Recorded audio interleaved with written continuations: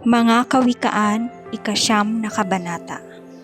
Ang karunungan at ang kahangalan. Gumawa na ng tirahan itong karunungan na itinayo niya sa 7 patibayan. Nagpatay siya ng hayop, nagtimpla ng inumin. Ang mesa ay inihanda, punong-puno ng pagkain. Katulong ay isinugo sa gitna nitong bayan upang lahat ay abutin ng ganitong panawagan.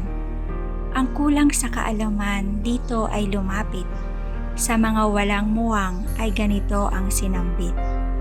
Halikayo't inyong kainin ang pagkain ko, at tunggain ang inuming inilaan ko sa inyo.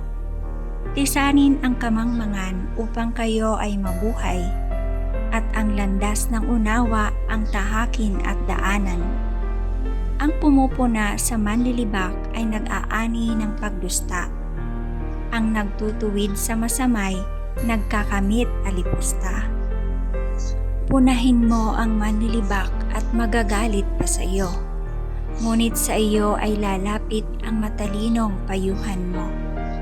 Matalino'y turuan mo't lalo siyang tatalino. Ang matuwid ay aralan, lalago ang dunong nito. Pagkatakot kay Yahweh ay simula ng kaalaman.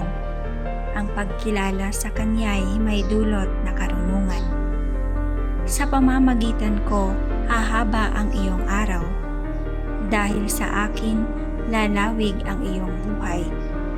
Kung mayroon kang dunong, mayroon kang pakinabang.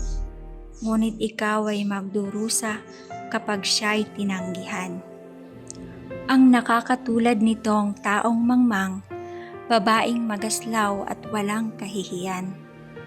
Lagi siyang naroon sa pinto ng kanyang bahay o sa lantad na bahagi ng lansangan nitong bayan.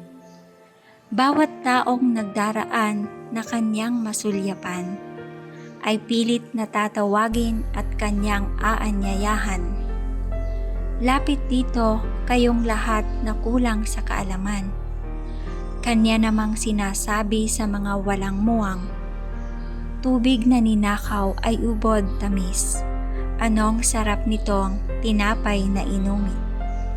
Hindi alam ng biktimang wakas niyo'y kamatayan. At lahat ng pumasok dooy naroon na sa libingan.